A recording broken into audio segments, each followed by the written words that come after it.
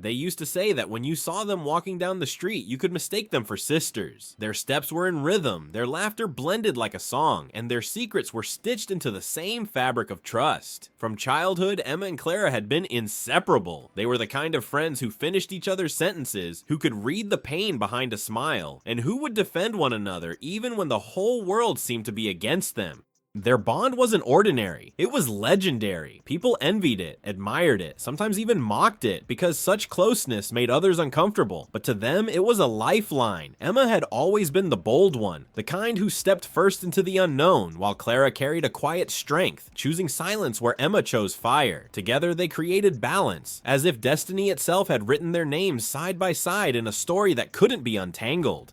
Teachers remembered them as the duo who turned every project into a masterpiece. Neighbors knew them as the girls who shared every meal and celebrated every milestone together, even their families blurred lines. Clara's mother called Emma her other daughter, while Emma's father treated Clara like she belonged in their home. For decades, the two moved through life as though stitched by invisible threads, each tug of joy or sorrow felt by both.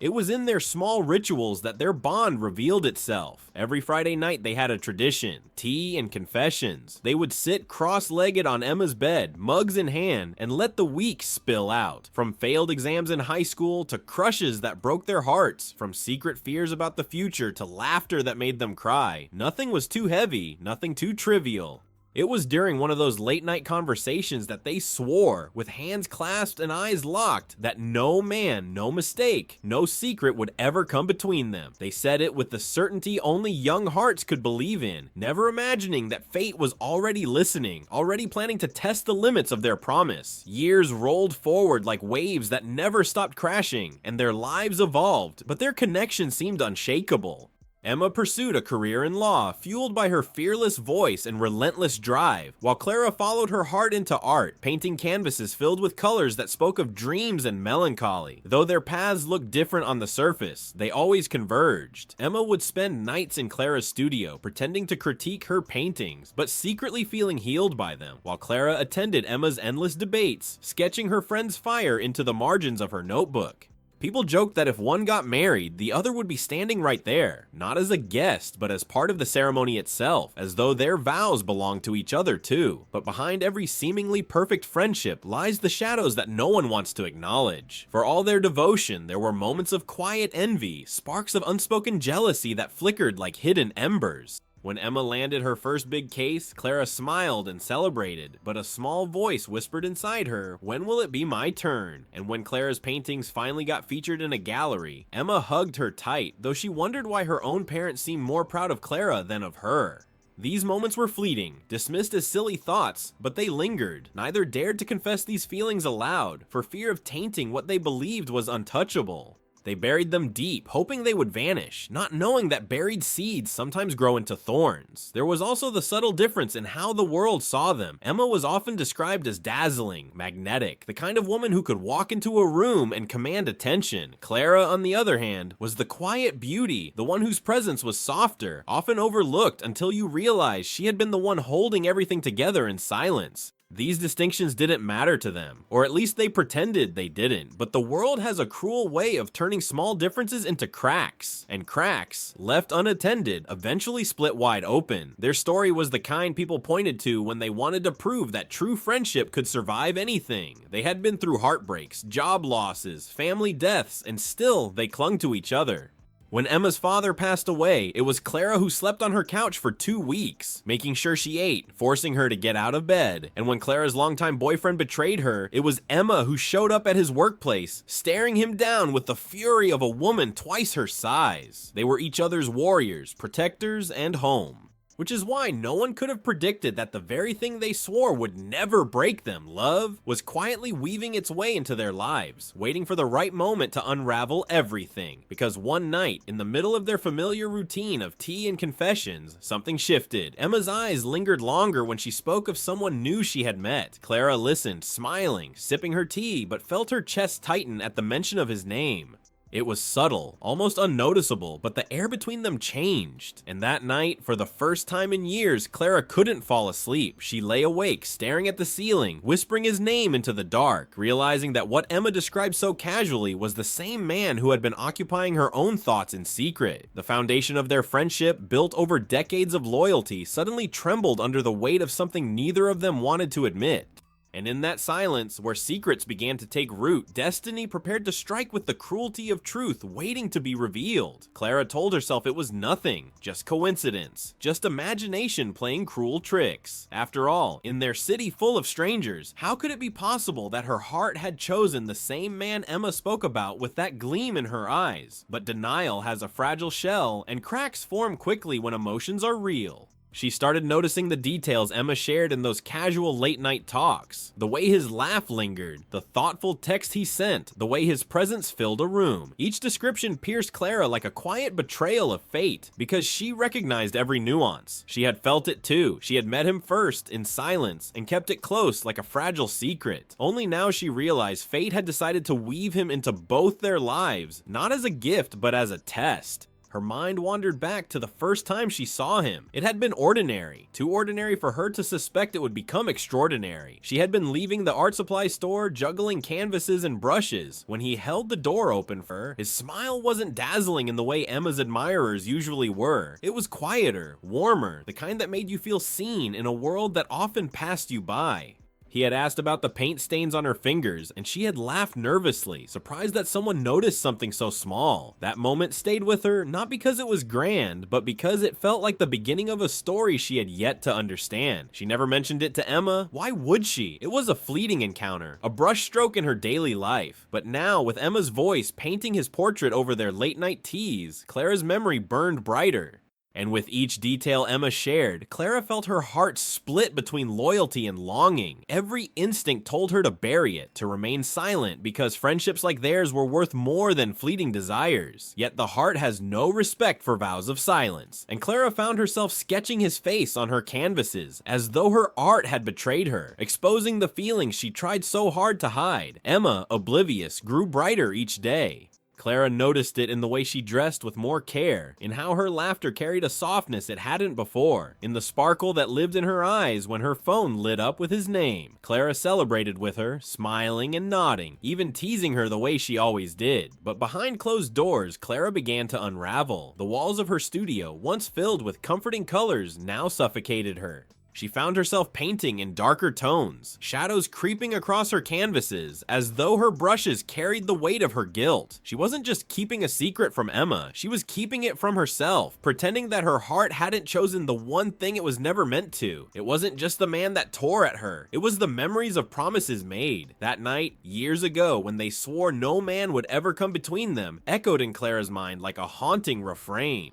She wondered if Emma remembered it too, or if time had blurred it into the background of their history. Clara wanted to believe that loyalty could smother desire, that friendship could silence temptation, but every time she thought of his smile, every time Emma spoke of him, it felt like walking on glass, pretending the ground beneath her feet was still whole. Fate has a way of testing silence. One evening, Emma invited Clara to meet him. She had said it with a kind of nervous excitement, like a girl revealing a treasure she had been keeping hidden. Clara's stomach dropped, her pulse quickening in terror. She wanted to say no, to make up an excuse, but the weight of suspicion in Emma's eyes forced her to agree. When the night arrived, Clara dressed carefully, not out of vanity, but out of fear. She wanted to look plain, invisible, anything but noticeable. But when she entered the restaurant and saw him standing there, smiling with recognition, her world tilted. His eyes lingered a second too long. It was subtle, barely noticeable to anyone else, but Clara felt it like a sharp knife pressed against her secret. She returned his smile cautiously, praying Emma hadn't seen. The dinner went on like a scene rehearsed for perfection. Emma chatting animatedly, him listening with patience, Clara nodding, pretending her silence was natural.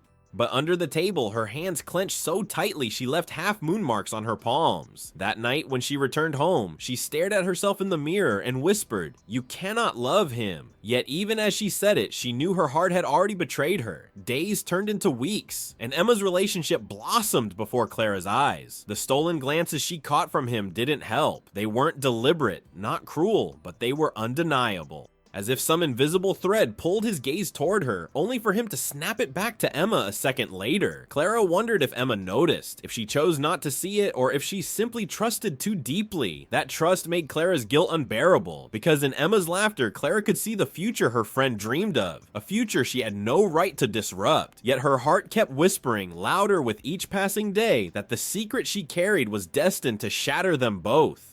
Every friendship has turning points, moments where silence decides the course of destiny, and Clara, torn between loyalty and love, didn't realize that her silence was no longer protection. It was the very thing leading them to the breaking point, where truth would strike with the force of betrayal too heavy to forgive. Emma's happiness grew like spring after a long winter, radiant and unstoppable, and Clara found herself caught between admiration and despair. She wanted to be happy for her best friend, to celebrate every detail of her blooming love story, but inside she was unraveling. Emma would come over with glowing cheeks, recounting small gestures, how he remembered her favorite tea, how he listened with such care when she spoke about her mother, how he surprised her with a scarf because he said her neck always seemed cold. Clara sat there nodding, her smile a mask polished by years of practice, while every word chipped away at her composure.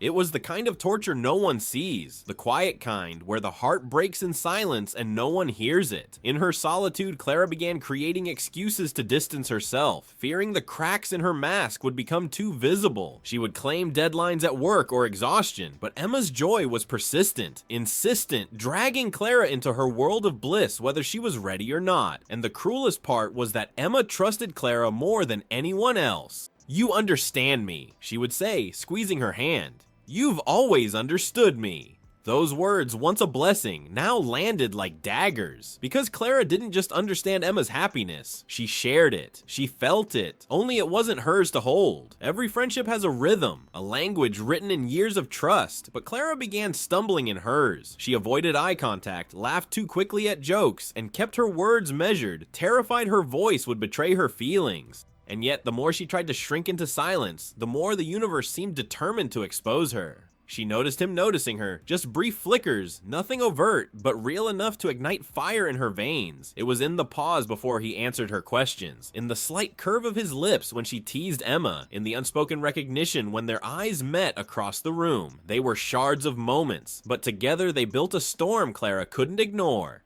Emma, blinded by love, saw none of it. She was too busy weaving dreams of forever, speaking of vacations, of futures, of a life where everything finally made sense. Clara listened, trapped in a cruel paradox, rooting for her friend while suffocating under the weight of her own heart. The guilt was suffocating. To paint, she started working late into the night, her canvases turning darker, heavier, filled with shadows and eyes that seemed to watch her.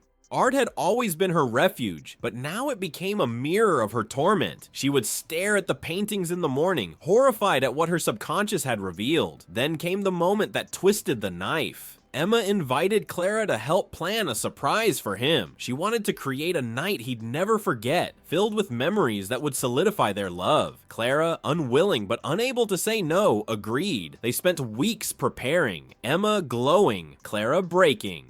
On the night of the surprise, Emma hid nervously in the shadows, waiting to make her entrance. Clara walked into the restaurant first, carrying the final touches, and that was when it happened. He looked at Clara with an expression that shattered her resolve. It wasn't longing, not exactly, but recognition. A quiet acknowledgement, like two souls realizing they had collided long before anyone else knew. Clara froze, the moment stretching longer than it should have. He smiled softly, almost imperceptibly, as though he understood her torment. Then Emma appeared, rushing forward with joy, and the spell broke. He turned back to Emma, showering her with affection, and Clara was left clutching the air, as though she had just lost something she never truly had. That night haunted her. She replayed it in her mind endlessly, dissecting every glance, every smile, wondering if she had imagined it, if her heart was creating illusions to justify its betrayal. Friendship, they say, is tested not in laughter, but in silence. And Clara's silence was becoming unbearable. She tried to convince herself it would fade, that time would dull the edges of her longing, that Emma's happiness was worth the sacrifice. But love is stubborn, cruelly stubborn, and it grows stronger when forbidden.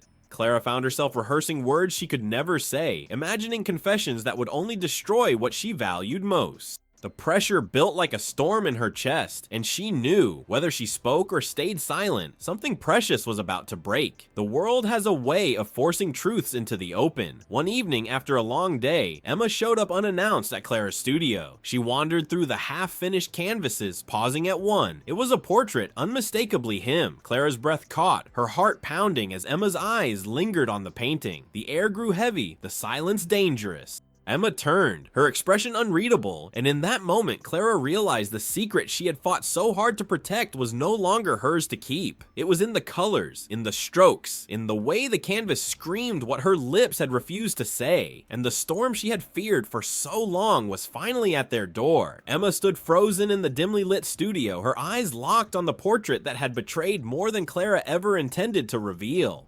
The brushstrokes told a story words never had the courage to speak, every detail too precise, too intimate for it to be mistaken as anything else. The curve of his smile, the quiet intensity of his gaze, the warmth hidden beneath layers of paint, it was all there, alive on the canvas. Emma's silence was unbearable. Clara wanted to rip the painting down, destroy it before it could scream the truth any louder, but she was paralyzed. For years, she had lived in fear of this very moment, and now it had arrived with merciless clarity. When Emma finally spoke, her voice was a whisper, sharp with disbelief. "You love him." The words weren't a question, they were a verdict. Clara's throat burned as though she had swallowed fire. She wanted to deny it, to laugh it off, but the lie sat heavy in her chest, immovable. She could only manage a fractured apology, a trembling, "I never meant," but Emma cut her off, her voice cracking under the weight of betrayal. "You never meant for me to find out, or you never meant to fall in love with him." The distinction hung like a blade between them, impossible to soften. The studio, once their shared refuge, transformed into a battlefield. Memories of laughter and whispered secrets stained the air like ghosts, suffocating them both. Clara tried to explain, stumbling over words about friendship, loyalty, and the curse of feelings she never asked for. She begged Emma to believe that she had never acted on them, that she had tried everything to bury them, to protect what they had. But to Emma, the existence of the feelings was enough. Betrayal doesn't always come from action. Sometimes it's born in silence, in secrets carefully guarded until they spill over. Emma's eyes glistened with tears, but there was no softness in them, only a hollow ache that Clara recognized instantly, the fracture of trust. They had weathered storms together before, but this one was different. This was the kind of wound that didn't heal with time. It lingered, it festered. Clara reached out instinctively, desperate to hold onto the bond slipping away, but Emma recoiled as though the touch itself burned. That simple movement said everything words couldn't. Something had shattered, and no amount of pleading would put it back together. In the days that followed, Emma withdrew, her absence more painful than any confrontation. Messages went unanswered, calls ignored, and the silence screamed louder than any argument. Clara wandered through her days like a shadow, haunted by the portrait still hidden in her studio. She avoided going there, terrified of seeing the evidence of her undoing, yet unable to destroy it. It had become more than a painting. It was the embodiment of everything she had lost. But secrets have a cruel way of multiplying once released. Emma, unable to carry the weight of the discovery alone, began pulling back from him too. He noticed the change, the way her laughter felt strained, the way her eyes flickered with unspoken doubts. He pressed her gently, sensing something was wrong, but Emma evaded, caught between the desire to protect her friendship and the inability to ignore what she had seen. Suspicion is a poison, and it seeped quickly into their relationship, corroding what once seemed unbreakable. Clara watched from the sidelines, guilt devouring her. The man she loved unknowingly became the center of a silent war, his every gesture scrutinized, his every smile misinterpreted. Emma grew colder, retreating further into herself, while he reached for her with growing desperation. Clara, trapped in the middle, bore the weight of both their suffering, and in the cruel irony of it all, the very thing she had sworn never to do, hurt Emma, was happening anyway, not through confession or action, but through the inevitability of truth. One evening, as rain battered against her window, Clara sat in her darkened apartment, staring at her phone. A single message blinked on the screen. From Emma, just 4 words, "We need to talk." Clara's heart pounded, knowing this was not the kind of talk that healed. It was the kind that closed chapters, the kind that demanded choices. When they met, Emma's face was pale, her voice steady but hollow. She confessed that she couldn't look at him the same way anymore, not with the shadow of Clara's love lingering over them. "Every time he touches me, I wonder if you're imagining it." Every time he smiles at me, I wonder if he smiled at you like that too. I can't unsee it, Clara, and I can't forgive it."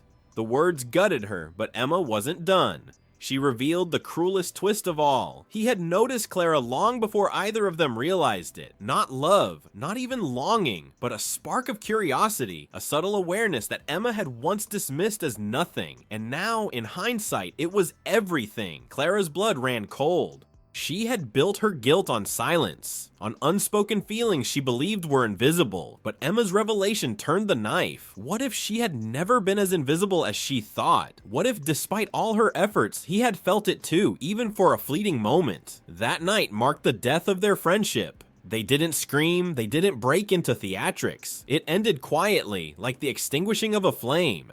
Two lives intertwined for decades unraveled in minutes, and all that was left was silence. Clara walked away carrying the unbearable weight of love and loss, knowing that some choices don't come with villains or heroes, only wounds that refuse to heal.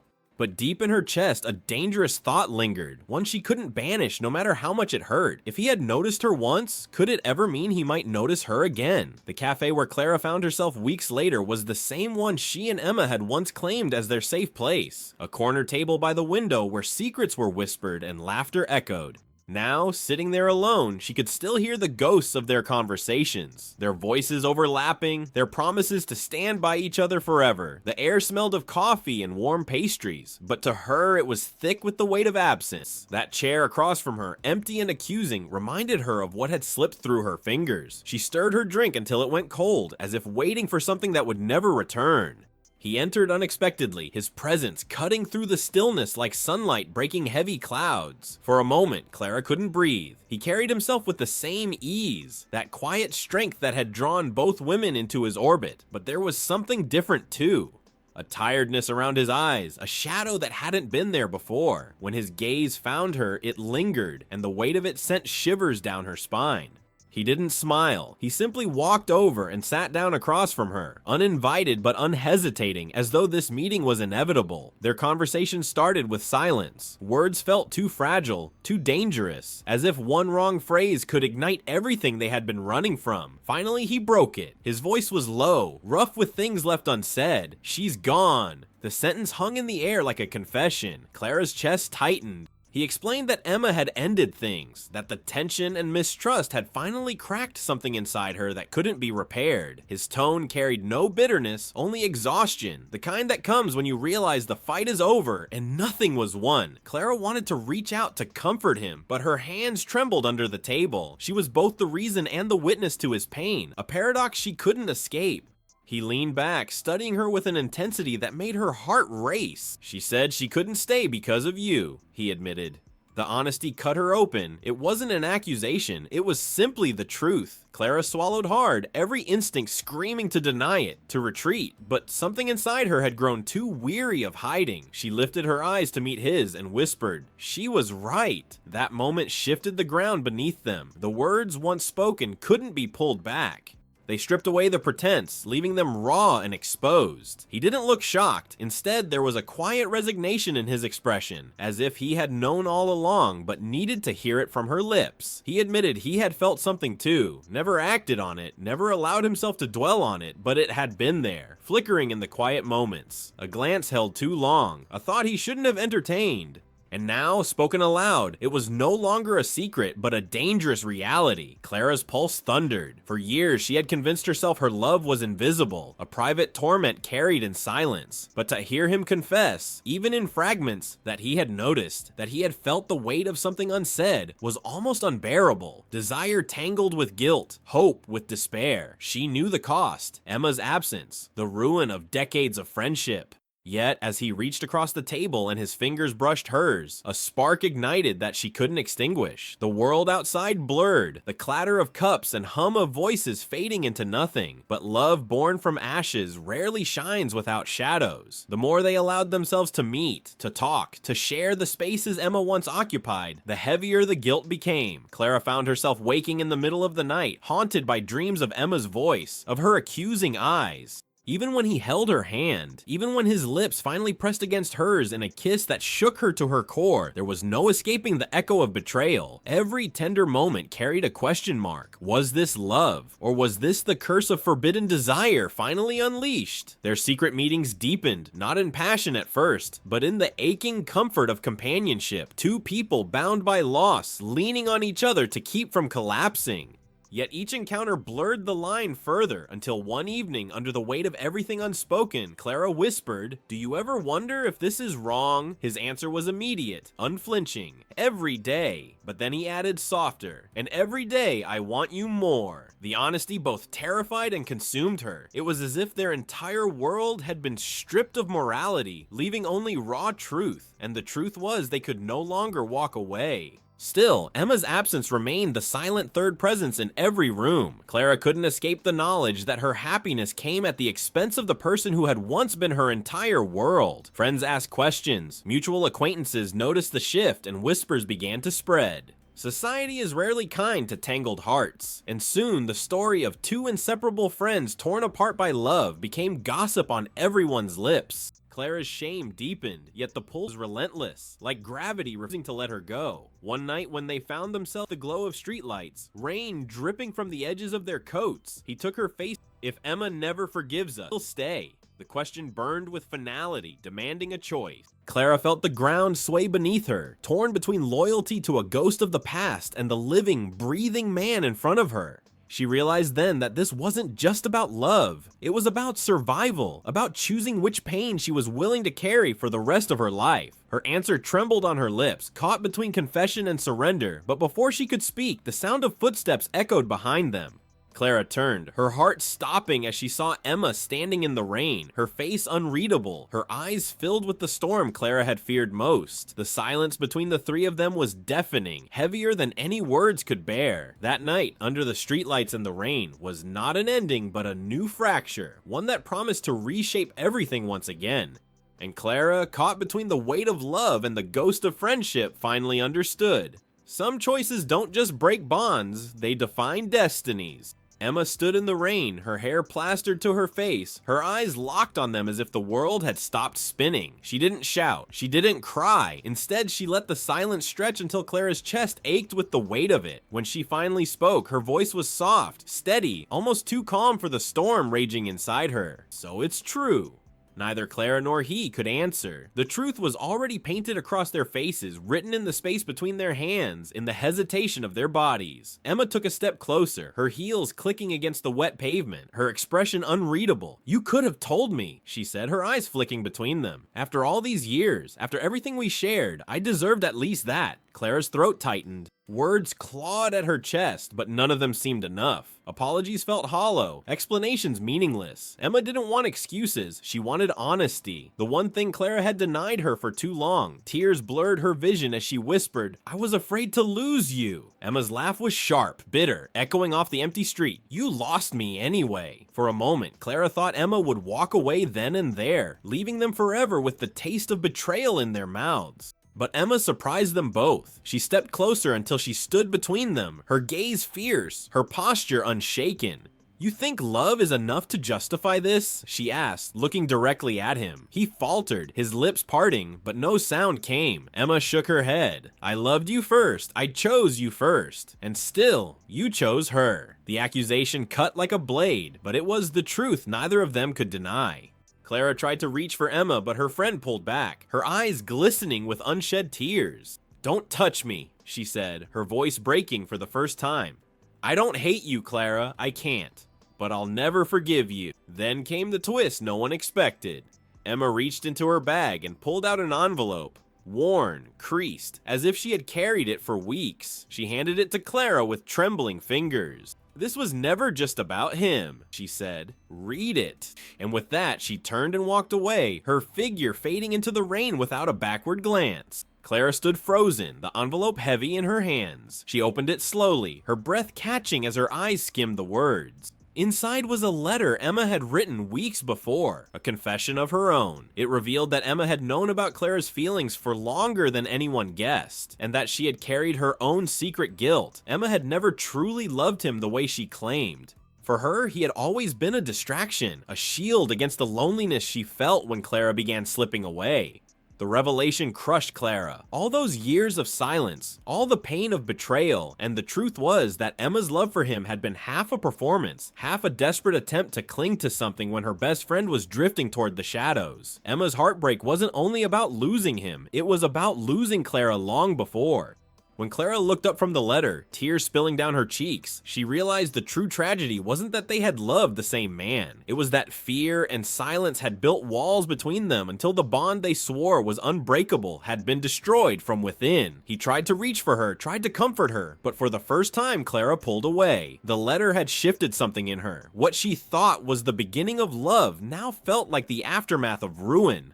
In the days that followed, Klara wandered through her memories of Emma like walking through a house burned to the ground. Charred walls, broken pieces, echoes of laughter that once filled every room. The man who had once seemed like a beacon now stood as a reminder of everything lost. Their kisses tasted of ash. Their touches carried the ghost of Emma's absence. Klara began to wonder if love born from betrayal could ever survive, or if it was doomed to collapse under the weight of guilt. The story did not end with forgiveness or happily ever after. Instead, it ended with 3 lives fractured in different ways. Emma disappearing into the world with her pain and her pride. Klara holding a letter that felt more like a curse than a gift. And him, caught in the middle, a man who became the catalyst of destruction without ever truly meaning to. Sometimes, the greatest tragedies aren't born from enemies, but from the people we once called family. And sometimes, the deepest wounds come not from betrayal itself, but from the silence that let it grow.